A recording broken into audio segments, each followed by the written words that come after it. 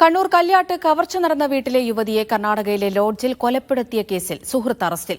ഹുൻസൂർ സ്വദേശി സിദ്ധരാജുവിനെയാണ് Karnataka police arrest ചെയ്തത്.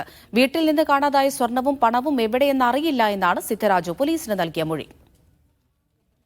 കഴിഞ്ഞ വെള്ളിയാഴ്ചയാണ് കല്യാട് സ്വദേശി സുമതയുടെ വീട്ടിൽ നിന്ന് 30 പവൻ സ്വർണവും 4 ലക്ഷം രൂപയും മോഷണം പോയത്.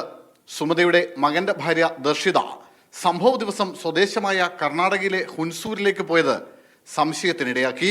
തുടർന്ന് ദർശിതയെ പോലീസ് ബന്ധപ്പെടാൻ ശ്രമിച്ചെങ്കിലും ഫോൺ സ്വിച്ച് ഓഫ് ചെയ്ത നിലയിലായിരുന്നു. ഇന്നലെയാണ് ദർശിതയെ കർണാടക സാലി ഗ്രാമത്തിലെ ലോഡ്ജ് മുറിയിൽ കൊല്ലപ്പെട്ട നിലയിൽ കണ്ടെത്തിയത്. ദർശിതയെ സുഹൃത്ത് സിദ്ധരാജു ലോഡ്ജിലേക്ക് വിളിച്ചു വരുത്തി കൊലപ്പെടുത്തുകയായിരുന്നുവെന്നാണ് പ്രാഥമിക നിഗമനം. മൊബൈൽ ചാർജറിൽ കണക്ട് ചെയ്ത ഡിറ്റനേറ്റർ ബലമായി യുവതിയുടെ വായിൽ തിരികെ ശേഷം സ്ഫോടനം നടത്തുകയായിരുന്നു. കടം വാങ്ങിയ പണം തിരികെ ചോദിച്ചതും ഭർത്താവിനൊപ്പം വിദേശത്തേക്ക് പോകാൻ ദർശിത തീരുമാനിച്ചതുമാണ് കൊലപാതകത്തിന് പ്രേരണയായത്. ദർശിതയെ സ്വർണവും പണവും കവർന്നെടുക്കാൻ പ്രേരിപ്പിച്ചത് സിദ്ധരാജുവാണെന്ന് കുടുംബം ആരോപിക്കുന്നു. അയാൾ ചിലപ്പോൾ എല്ലാം കാര്യങ്ങളിലും പറഞ്ഞു കൊടുത്തിട്ടുണ്ടാവും.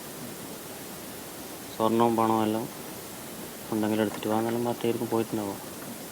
അങ്ങനെ അതാണ് അത് കൈക്കലാക്കാൻ ദർശിതനെ കൊലപ്പെടുത്തുക അങ്ങനെയാണോ സംശയിക്കുന്നത്? അങ്ങനെയായിരിക്കും. 3 വേഗം കൊണ്ടുപോയി.